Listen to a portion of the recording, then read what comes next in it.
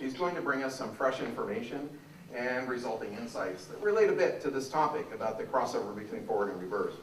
But in doing so, let me tell you just a little bit about Jim as well. So Jim joined the Stratmore Group in March of 1999. And if you're not familiar with it, the Stratmore Group is a mortgage consultancy firm. They use a strong data-driven approach to decision-making in their consultancy with mortgage firms. Their team of mortgage professionals have exclusive access to a variety of industry performance, compensation, technology, and operational data that they can use in their work. During his time with the firm, Jim's been in a broad range of assignments, probably far more than I can mention, but things from benchmarking to performance measurement, strategic planning, valuation, mergers and acquisitions, litigation support, and occasionally window washing. He's also has the lead responsibility for the Stratmore Peer Group Roundtable benchmarking program, another great source of data.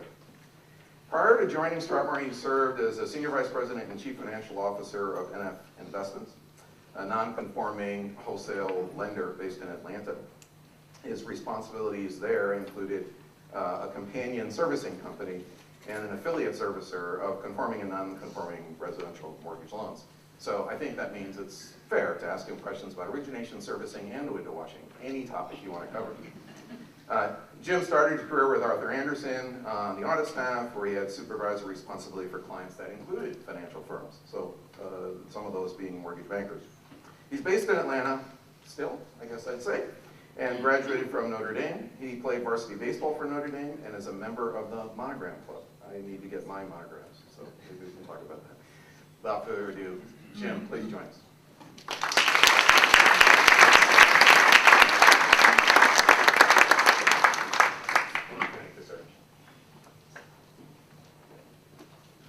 Okay, it is really a pleasure to be here. We have a long, narrow room today, so if any of you want to move closer, that would be great. Be okay with me? I'm going to kind of walk around because I like to walk when I talk. But the big picture here, let's see. We're going to be talking about a variety of things, but to me, the big picture is that, Stratmore Group is a consulting firm, and we're focused on mortgage banking. And the Stratmore is all caps. That means it stands for Strategic Mortgage Finance Group. And so we're in the business of helping mortgage companies. What we really like to say is that we're trusted advisors. And so that feels good. That gets me out of bed in the morning. I like to work with companies and help companies perform better. And when I think about generational lending, I think about the big picture in mortgage. I think about if you guys as mortgage professionals are working with your customers from the beginning, first-time home buyer, FHA products, conventional, home equity lending in the middle, reverse after age 62, that if you guys can achieve the status of trusted advisor with your customers, then I think that's a key. So I like being a trusted advisor. It feels good to me, and I think it should feel good to us in the mortgage industry in terms of how we deal with our clients. So today, we're going to be talking about a variety of things, but my kind of general mindset is I'm going to tackle it from the big picture, the mortgage industry at large, sort of talk about forward and see kind of how reverse fits into the forward, the overall mortgage picture. So we did a survey that I'll review some of those results today on forward and reverse, and hopefully that'll be of interest. So, big picture here. So, when Wendy and John asked me to speak, literally a day after that, I got my Dear John letter from a bank that rhymes with Wells Fargo. And so, I got a home equity 9 years ago. I draw, repay, just like everybody else, college money, buy a car, etc. And so they sent me the letter the day after I got invited to speak, and I thought, gee whiz, they're cutting me off. And the clock is ticking, my draw period is going to come to an end. I got to think about the day that I'm going to have to amp the thing down. But frankly, I'm 57, I got some financial assets, I'm still earning income, not a big deal, shrug it off. Tell Wells, hey, give me another line, or talk to another bank, no big deal. But if I'm 75 and my primary asset is equity in my home, that's a bad deal right there. To get that letter, you've suddenly lost a lot of financial options. So for me, it got me thinking right away as I was preparing for this conference. You know, there are many, many folks out there like me who ought to really consider getting a reverse mortgage at age 62 for that financial flexibility down the road. So I think that you guys in the back can't really see this, but if you kind of squint and sort of look at the lines, you can see, get the flow here. This is a chart that has the history of mortgage lending production volume for the industry from 1990 through the forecasted volume for the next 3 or 4 years. And so if you can see by the line graph on the top, that's interest rates. So obviously, we've been in a period of 3 decades of steadily declining interest rates. We all know that.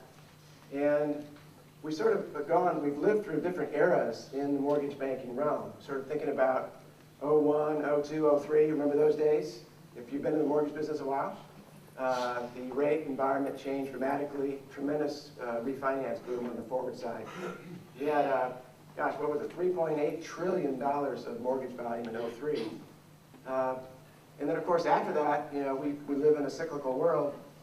Many of the lending that was done was focused on Alt-A and subprime, and the margins in the prime mortgage business just went down to next to nothing, and all the money was being made on the gain on sale on Alt-A and subprime, et cetera. And then the crash, so the mortgage meltdown in 07, 08.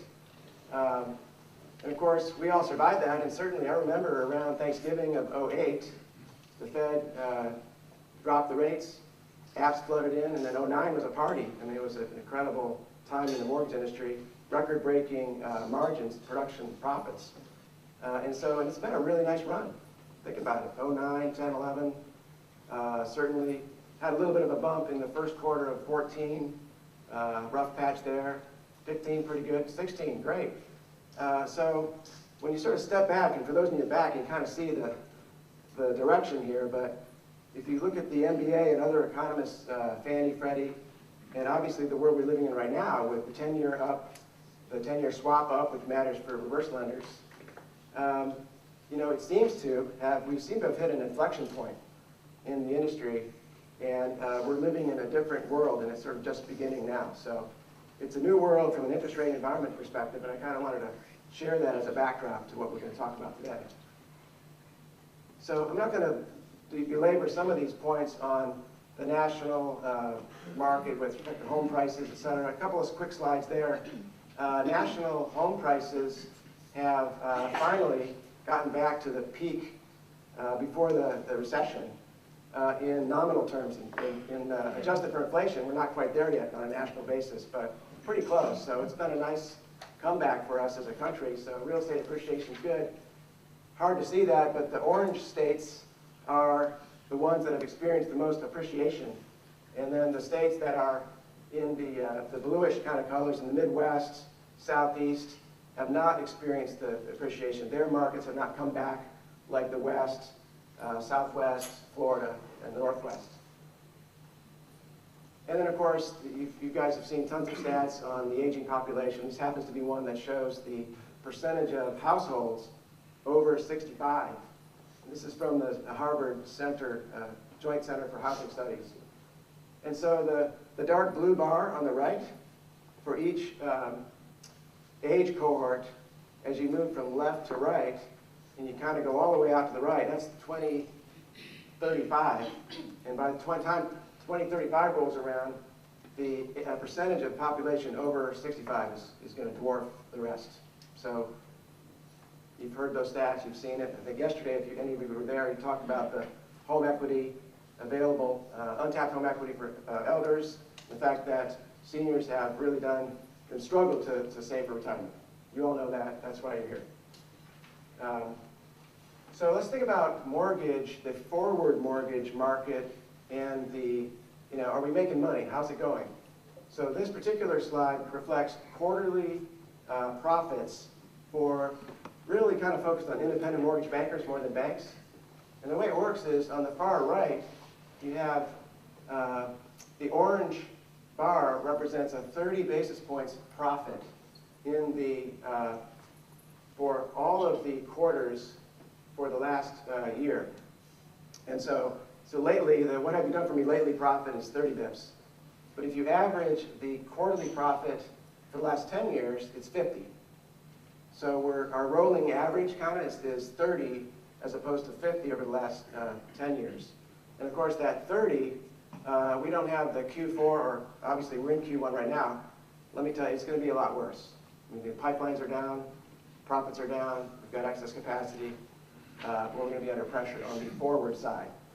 And I know, anecdotally, we don't have specific data on it, but certainly in reverse, we've had the rule changes in October. We're kind of in this uncomfortable spot where our profits are under pressure, our volumes are down, profits are under pressure. How much of it is seasonality? How much of it is structural? So that's kind of where we're at today, but okay.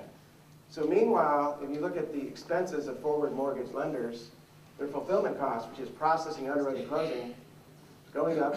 We know that. And this is only through the first half of 17, so it's getting worse in the short run. Obviously, if you have fewer loan widgets running through your mortgage factory, you've got fixed costs, your cost to produce goes up. So that's kind of happening in the background. One thing also is on the marketing expenses. This is something to tuck away. We track very carefully marketing costs per closed loan for a variety of retail or variety of production channels. And the big takeaway here is, those in the back, the top line represents the marketing cost per closed loan for new customer acquisition. No prior relationship. You're duking it out on the internet, trying to source that customer. You're spending dollars to drive leads into your business. Marketing costs per closed loans have been running, $1,200, $1,300 a loan on forward. I think it's a lot higher on reverse. I don't have the data. But as opposed to those that market to their existing customer bases. So you're a mortgage servicer, you got customers, you know them, they know you. Very inexpensive to market to your servicing customers and to market to your, say, bank customers. And so the issue there is, and we'll talk about it later, is banks have kind of gotten out of reverse for the most part. We'll see data on that.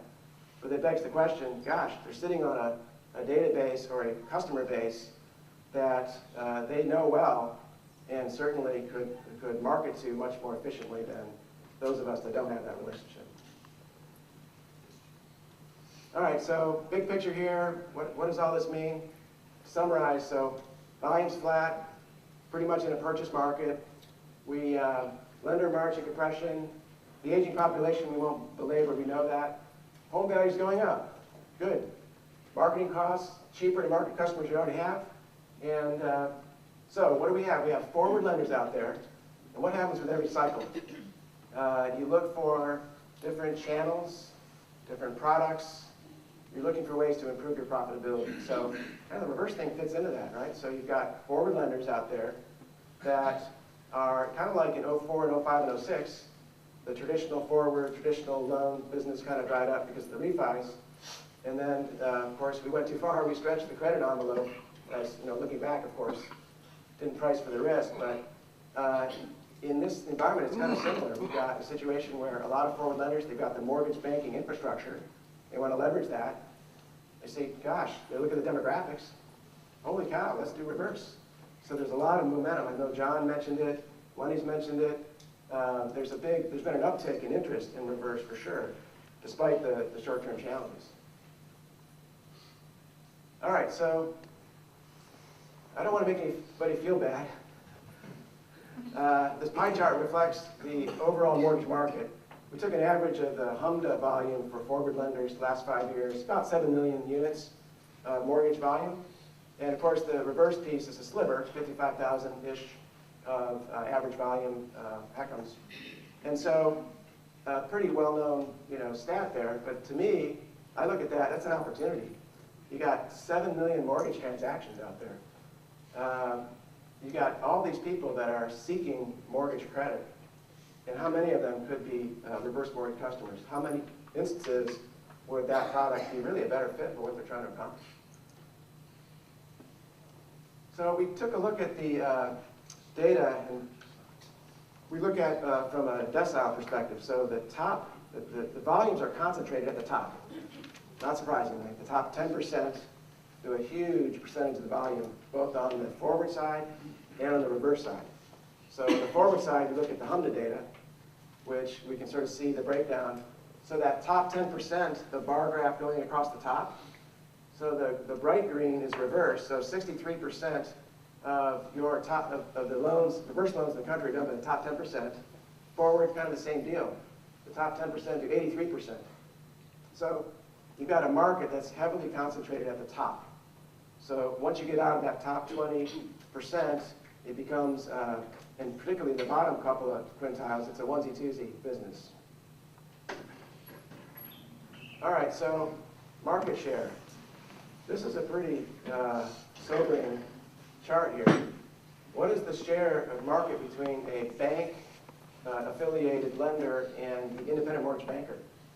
So in reverse, only 6 of the top 100 are bank affiliated. It's pretty much the domain of the independents. I know that's very different, right? Wasn't that long ago the big banks were in it. But then look at the forward business. It's about half and half. Half independent, half bank affiliated. So it's a very different dynamic. And so it kind of begs the question, gosh, why aren't, banks got out, and I know that they are word, reputation risk, bad things happen. Rules have changed completely since then, but nevertheless, that's a risk that they had to manage. But the question is, why aren't banks getting back in?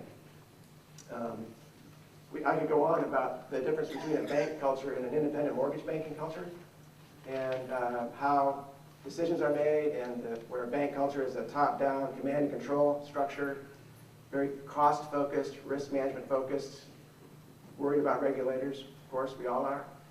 In independents, most of the independent mortgage bankers are typically run by an owner-operator, former sales guy or gal who, was a good loan officer, became a broker, got a warehouse line, suddenly you're a mortgage banker, and you grow, and you have that sales and entrepreneurial culture. So very, very different. In reverse, with all the changes, you got to be nimble, and you got to react quickly, and you've got to hustle, and you got to be close to the customer. And independent mortgage bankers are much better at that than banks. So that's kind of the way I think about it.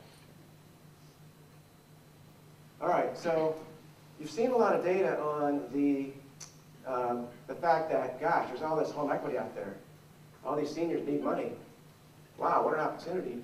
But we've got a little different take here today. What we did is, at Stratmore Group, we have a borrower satisfaction survey program we call Mortgage Sat. And so we have about 30 companies in that right now. And so, they're borrowers, they get their loan, they go to the website, and they fill out a satisfaction survey. We can take that data and literally benchmark satisfaction across peers. So if you get a score, historically, companies get a score and they go, hey, I got a 92. High five.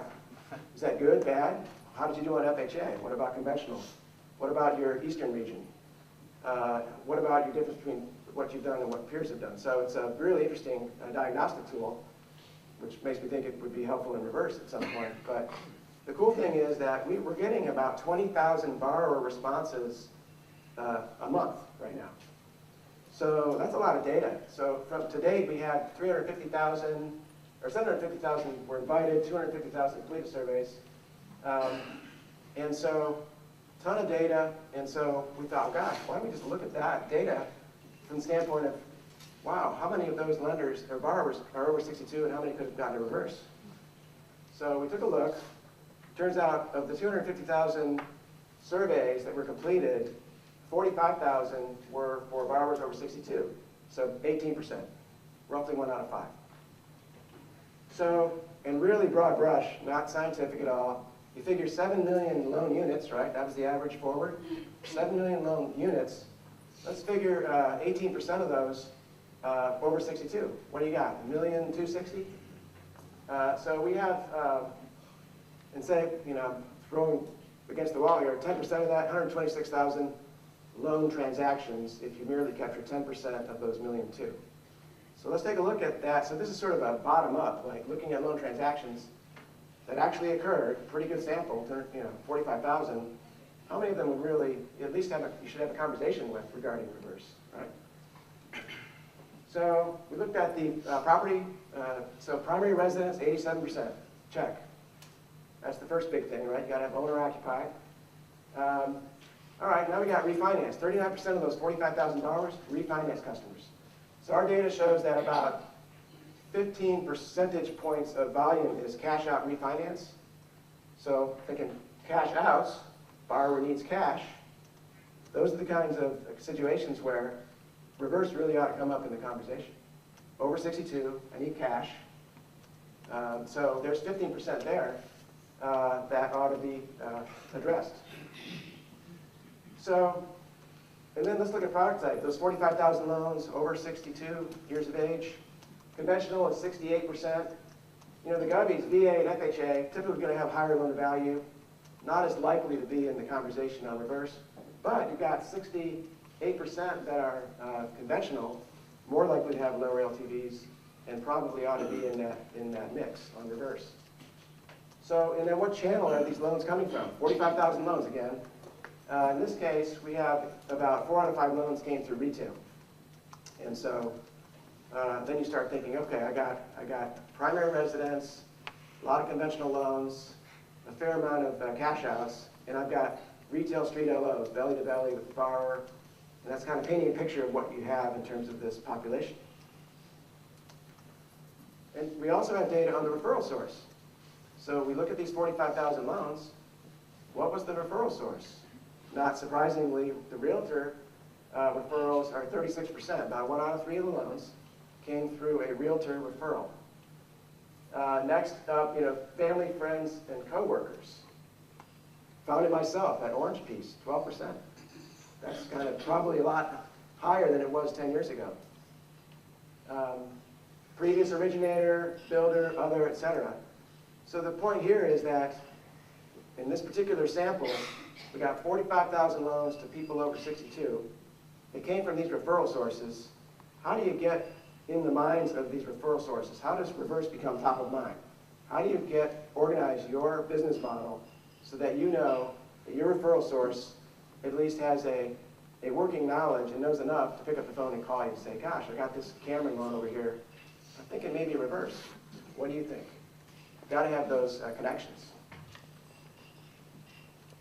All right, so after Wendy and John graciously asked me to speak, great, I thought, hey, let's do a survey.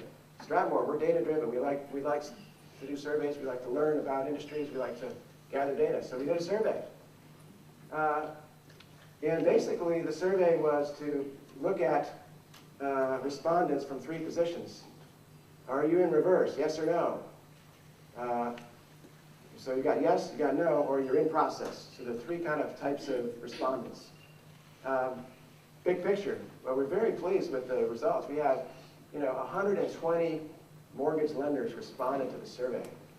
So 42 that are bank, and 78 that are independent. So pretty good sampling from the banks on the survey. And so, who responded? Well, there's basically C-level, CEO, COO, CFO types, head of secondary, head of reverse lending management groups. And we were really pleased. The sample size is great. We got just as many companies over 10 billion in annual volume as under 500 million in annual volume. So really good cross-section, C-level respondents, knowledgeable people that are thoughtful about their businesses. And then when we looked at the volume distribution, for those in the back, the top row is really the important one. The people that said, yes, I am in reverse, what do they look like? So that top line, the reverse people, 20 of them are under $1 billion in annual volume. And then 14 between 2 and 5 billion, 8 over 5 billion. So kind of paints a picture. They tend to be smaller. So independent and smaller, that seems to be the sweet spot of the folks that are active in reverse. I think paints a picture that I think is representative of the industry. So, and then again, it begs the question of why is that? I think I mentioned earlier, I think independent mortgage bankers are an excellent fit for this from a standpoint of culture and a marketing mindset and a relationship building mindset. Banks could be good at it if they could somehow execute. They have some natural advantages, liquidity, capital, customer bases, but they sometimes can't seem to execute very well. So you guys have an advantage there. There may be banks in the room, gosh, I hope I'm not offending anybody. I actually wanted to ask this earlier. How many of you are working for a lender right now that is exclusively reverse, only reverse mortgage lender? All right. How many of you in the room work for a lender that is only forward, no reverse, only forward? Wow, so all of you guys that are lenders do both. I can only assume. All right, so that's good to know because we have some data here on the overlap between forward and reverse, which we'll get into here. So here's the question, do you offer reverse? Well, 42 said yes, 72 said no. The dark part of the bar graph, those are the banks. The light blue represent the independent mortgage bankers. So again, overwhelmingly independent, just a few banks. The no's were roughly evenly split. And there were 6 in process, and only 1 was a bank. So same flavor. So we're going to kind of go through what did we learn from the survey? What did the data kind of tell us? And so the one thing we wanted to know is what is the reverse volume by channel? Well, how's that shake out? And when you look at sort of retail and consumer direct together, it's really consumer direct is a flavor of retail. And then wholesale, it's kind of evenly matched. And I think as I talked to John and others, it seems to make common sense. It seems to be reflective of the industry as a whole. And this one doesn't make sense, but it's the answer we got. So we asked folks, what's your fixed versus adjustable mix? We got a pretty high fixed rate, 28%. Talking to people, talking to Wendy and her team and looking at the data through ReverseVision, that number, and then talking to folks at RMI, that number tends to be around 10 or 12%. And so I think I've got a little bit of a skewed sample here, so don't take that to the bank. That's a little bit of a strange outcome. I think it's different than what, I think if we had a larger sample, and if you look carefully at, there may be some noise, maybe relative to the timing of our sample. We looked at full year 2017, which was a strange year to be sure, given the surge before the rule changes. So the volume mix, we had 15% HECM for purchase, we had HECM to HECM refis, 29%, and then general purpose, term, 10-year, et cetera, line of credit, 55%. So there's a lot going on this particular slide here that is, what we try to do here is look at each category of reverse mortgage lending volume. And then, based upon discussions with industry participants and drilling into talking to Dan Hultquist, who's up here next, very, very helpful. By the way, read his book if you have. I read it twice. I just sort of thought, why don't we just go ahead and list all the factors that are driving volumes up or down, green arrow up, red arrow down, for each of the categories. What is really going to drive H for P? And so we've got kind of the rundown here. Good news is, purchase market, there's a supply problem nationwide, we know that. But still, signs are pointing up for purchase. And so, more purchase volume, that's good. Not as much as we'd like, but it's good. It's directionally helpful. Market penetration, gradually, we're chipping away on market awareness of reverse. That's sort of the marathon we're running right now. But I think we're making headway as an industry, and I think that's going to be helpful on the H for P volumes. The obvious ones, the cost reduction on the upfront MIP and the ongoing was a real benefit to the H for P. So that category of reverse mortgage borrower has won the game there, right? They're certainly in a much better position. Builder business. I understand that there used to be a rule regarding the certificate of occupancy.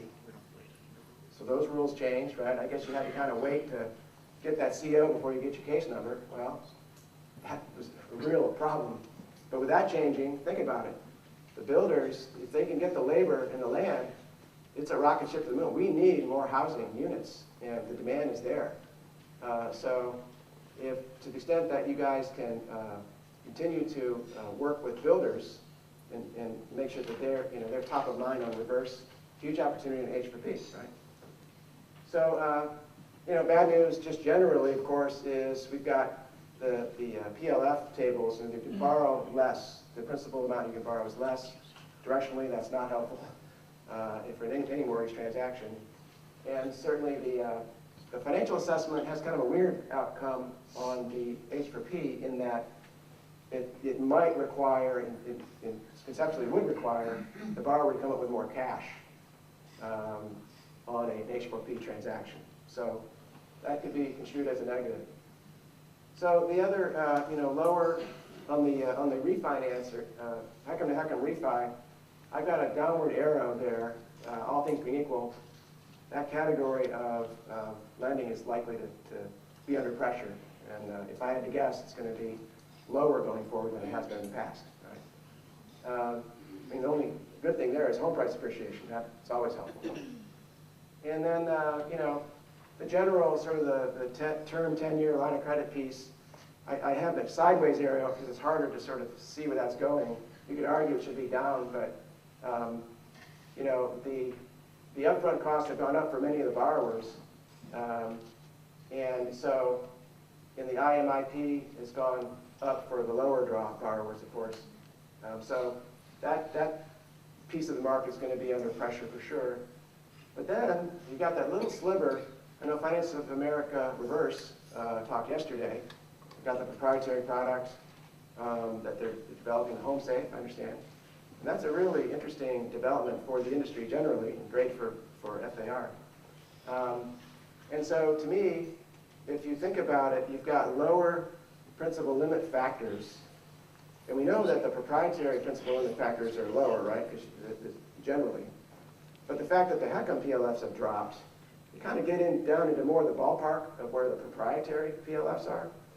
And so then you start thinking, well, if the HECM product is, as they tighten it to try to make it sustainable and healthy and make sure the fund is intact, if it starts to get to look more like proprietary, then private capital would enter the market.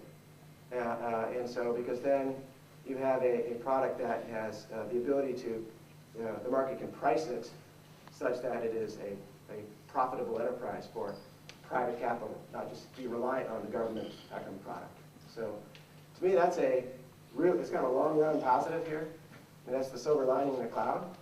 I think that if the proprietary piece is something that we need to watch, and I think we all should be cheering for FAR on that front.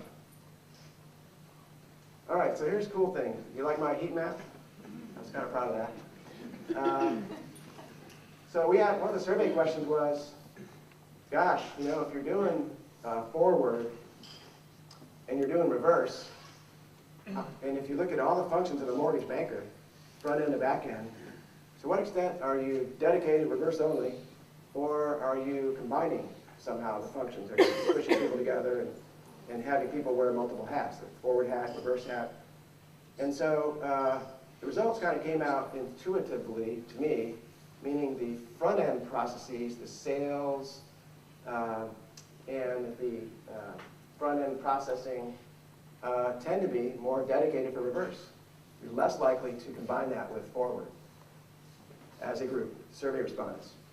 But then as you sort of move down the mortgage food chain and look at the functions as you move from front to back, you get a different picture. At some point, a loan's a loan, right? So you go through and you've got a loan, and then there's a greater possibility that you can share those functions across the two groups. And why is that important? Well, think about it. Generational lending, 7 million loan units. If we are going to we have a market that's under pressure, forward's under pressure, reverse is under pressure. How are we going to handle that? We've got to look at our cost, our efficiency. How do you do that? There's one way to do that, right? So you you leverage existing resources on forward to help you execute on reverse. So easy to say, hard to do, but I think that the market will demand it. I think that we'll have to think along those lines. All right, so when you look at the survey respondents, of course, most of the folks do both, right? You got forward over here, you got reverse over there. And we thought, well, wouldn't it be interesting? Let's look at the LOs. And the question was, how many LOs do you have in total? Forward, reverse, throw them all in a hat, how many you had? The average respondent had 285 LOs. That's the far left graph. So there's like a waterfall here. So we got 285 average reverse and forward LOs for the respondents to the survey. Okay? So then you go, okay, well, how many of those are authorized to do reverse? Well, 68. So, maybe 20%, 25%. But of those that are authorized to do reverse, those 68 guys, how many of them actually originated a reverse mortgage? 28. So then, okay, what about those 28? How many of those that originated reverse were exclusive reverse LOs? That's all they did. 11. Or 18. And then there were 11 LOs that did both originate at least one reverse and one forward. So this is an interesting slide, and kind of, I'd like your thoughts maybe on the break or later to kind of think about this, but it sort of speaks to how do you crack the code on marketing to the reverse mortgage lender borrowing population, reverse mortgage borrowing population with forward-minded LOs, and how do you optimize and have more eyes and ears out there looking for opportunities in reverse, and then how does that handoff work? And the other thing is that I think you've probably had these discussions at your firms of sort of you get into the issue of, gosh, if you're the prototypical forward originator versus the prototypical reverse mortgage originator, there are some personality characteristics that go with one that don't go with the other.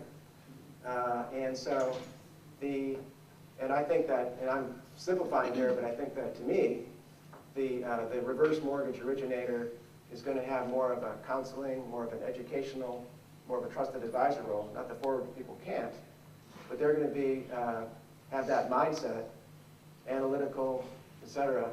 And the salespeople of the forward side will be, more likely to have a kind of a transactional focus, closing mentality, get the deal done, and then be more certainly motivated by the short-term commission potential. And so that the issue of deferred gratification is sort of not what, how they think, right?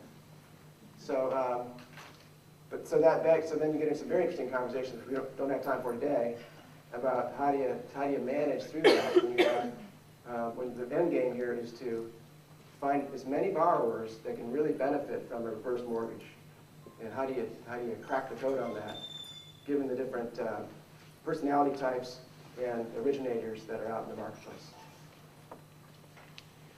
All right, so we asked a few other questions, just kind of thinking about, well, gosh, how does this work, reverse, forward? So we asked, gosh, is there a formal process to authorize LOs to originate reverse? Well, 70% say, yeah, I got a formal process. And then are forward originators trained to look for reverse mortgage opportunities? Yeah, okay. 75% trained originators. Here's what you should look for. That's good. All right, so then what happens what do? Do you do the forward originators refer loans to a reverse specialist? Yeah, mostly. Do they get paid to do that? Yeah, 3/4 of them, roughly. Kind of the model. It begs the question, does it work? Is it effective? And what can be done to do that? I mean, you have forward originators who have that personality type of get the deal done, maximize commissions, and then so there's that low-hanging fruit problem of, gosh, if the incentive is not that great, they may unfortunately decide, gee, I think this person ought to have this kind of product, and then you don't even get into the conversation, which is a bad outcome. Nobody wants that. All right, so how productive are LOs? At Stratmore Group, we have originator census survey. So we have 50 companies in retail last year provided us a bunch of data on their originators. 20,000 originators in the data set. Throw it all in a hat, and we look at the top 20%, what do they look like in terms of productivity, tenure, age, turnover, etc. Bunch of data on forward. And so we, working with ReverseVision, they helped us look at the LOs in the ReverseVision data set to try to help us kind of gauge, well gosh, what does that look like on the reverse side? So we looked at all the LO productivity in ReverseVision for 2016, so it's an apples from a time frame perspective. And check it out, you got forward originators, the top 20% do 9.3, top 20% in reverse do 2.0. I saw somebody at the cocktail party last night and said, hey, what do you do reverse? Yeah, I do reverse. You go, hey, well, how many units? Well, I only do, he kind of felt sheepish, I only do like 30 last year. Dude, he's in the top 20%. He's in the top quintile. 2 deals a month. So that's kind of the way it shakes out, at least for that sample. So less than a deal a month on average for the entire population of reverse mortgage originators. So the question then becomes, gosh, how do you get the productivity? Why is the productivity so much lower for reverse? We've offered some common, sort of knee-jerk reactions to that. Why is the productivity so much less? And certainly, gosh, longer sales cycle, more complicated transaction, need that counseling piece, which I don't think takes that long. Pull-through percentage is going to be lower. You're going to have your swing and miss more often in that realm. And then the lack of a forcing function, which is, take my example. I got the Dear John letter from Wells Fargo, and heck, I can just sit on it for a while, and maybe next year I'll do something, maybe I won't. But if I'm a forward mortgage originator, particularly with a purchase transaction, there's a sense of urgency there that is different. Certainly in the H4P, there's urgency, and I think we'll see more of that. But fundamentally, it's like the borrower doesn't have that sense of urgency, and it's a more difficult, longer fuse on the sales process. So we've got to crack the code on that to increase the productivity. All right, so how old are the originators? It's sort of funny. We go to these conferences. Yes. How old are they? I know one originator, he's so old, his social security number is 1. Sorry. 0. Okay. So we go to these conferences, and, it just kind of gets old. People are walking around saying, gosh, the originator's so old. It's a wonders we can do alone. We're going to the closing table. But it's all, so at Stratmore, we study the numbers. It's like, no, the originators are 46 to 47 years old. And, is that old? No, it's about right. The average, so we're buying homes later, we're forming households later, we're getting married later, and so the average age of the borrower, first-time home buyer is like mid to late 30s. The average age of the refi customer is like 51, 52. So in the blended purchase with first-time and other purchase is like 44. 47? That's about right. A little bit older than the borrower. Okay, you want to be a little older and smarter than the borrower, right? So it's really an average age for any occupation almost, right? Given our society. But, and I thought, well gosh, what about reverse? It's got to be north of 46, and it is. So not a huge sample, but the average age in the sample that we had is 51. Felt about right. It's probably somewhere in that range, early 50s or so.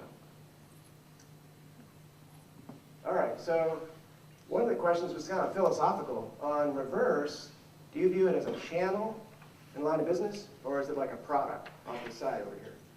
And so a lot of the respondents said, yeah, we do look at it as a product, a channel versus a product. And yeah, off to the right, the yellow, or the green bar is, yeah, we do have a separate P&L, which is a very interesting thing. It's hard to, if you can't measure it, you can't manage it, right? So if you're part of a big forward lender and you got this reverse thing going over here, how do you generate reliable numbers? Like, how do you really know how you're doing? you got shared services, you got to sort of track your time. And it's not an easy thing to do, but as an industry for reverse, I think we got to sharpen our pencil a little bit, and I think it's going to be increasingly important to do that as we get more and more under pressure from a margin perspective. So I think that the folks that view it as a product, okay, fine, but I think they're going to need to have more of a line of business focus in like, does this thing really make sense when you boil it all down? So I think that's an interesting philosophical kind of discussion. All right, what happens when loans close? What do you do with it? So we asked the survey respondents, and interestingly, and not really surprisingly, a little less than half of the respondents pretty much just broker out the loans. Take the app, do a little limited processing, shoot it off to a lender to fund and close. So a lot of brokering going on. Kind of makes sense. We got independent mortgage banker flavor lenders here. And check out the average reverse units, the chart on the bottom there. Those 46.6% that broker out, their average units for the year was 185. Pretty small. So it's like a food chain, right? Smaller guys start your feet wet, broker out, grow up to be a lender, get a warehouse line, start funding the reverse. And so then the category of respondents that sell loans, the correspondent lenders, investors, 44.9, they average 1,083 units per year, so like maybe 90 a month, right? And then the big fish buy the stuff and issue HECMs. So we have some of those in there, 8.5% of this population, and of course their unit volume is 7,000. So not unlike the forward side, where you have this sort of a migration from smaller broker, smaller mortgage banker, larger banker, and then the aggregator investor, those that issue the securities, at the top of the food chain. All right, so we had 42 lenders that said they do reverse. Just saw a lot of data, but that begs the question: what about those other 80 that don't do reverse? Why don't they do reverse? So we kind of tried to get at that through the survey process, and what we did, and I don't know how scientific it was. It seems to work directionally, so let's keep it. I think it certainly worked. But the questions the way we phrased it was, and again, we might have led the witness, but we had a drop down. So just click through it, because we want it to be easy. We want a high response rate. Give us your sense. Why don't you do reverse? And so the choices were, gosh, I don't have the expertise in-house, or I don't believe it's going to be profitable. Concerned about reputation risk, or I believe it'll be a distraction from my forward business. So they scored it 1 to 10. 10 is I'm most concerned about that. So we kind of heat mapped it. So those red numbers off to the right in the 8, 9, 10 categories, they have kind of a heavy, like I'm really concerned about it score.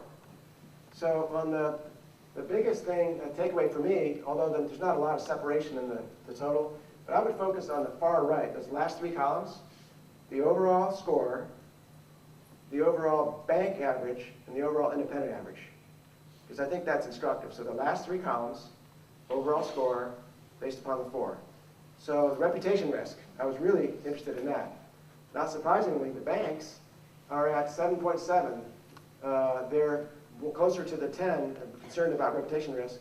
Independents, 7.0. They're concerned about reputation risk, not as much as the banks. Okay, fine, I understand that. And so it kind of paints a picture of why folks aren't in reverse. Interestingly, on the reputation risk front, my editorial comments here are, are these banks playing old tapes from the past? And I thought about it, it's like, that's old news, but of course, for me, using the word tapes is old. Tapes. Are they replaying their 8-tracks? 8-tracks. I don't know, what am I going to say 10 years from now? Are they replaying what? What are we, anyway. Okay, so you got the changes in origination fees, the bona fide advantage rules, financial assessment, the institution of leases, et cetera. And we like regulation. I mean, common sense regulation is good. We want to have guardrails. We want it to be a good, we want to enhance our reputation as an industry. And so That's all good. And so if someone says, I don't want to throw the little old lady out in the street because she didn't pay her taxes, you got to refute that. Look, that may have happened in the past, doesn't happen now. Here's the data. But that's a marathon, right? That is a chipping away at perceptions and feelings and, that have been ingrained really for many, many years. So, but I think there's progress being made. The blind taste test study that we've all seen is very, very powerful, right? Where the study done by Council on Aging, well, that showed that that when you didn't say the word reverse, and you just compared a reverse mortgage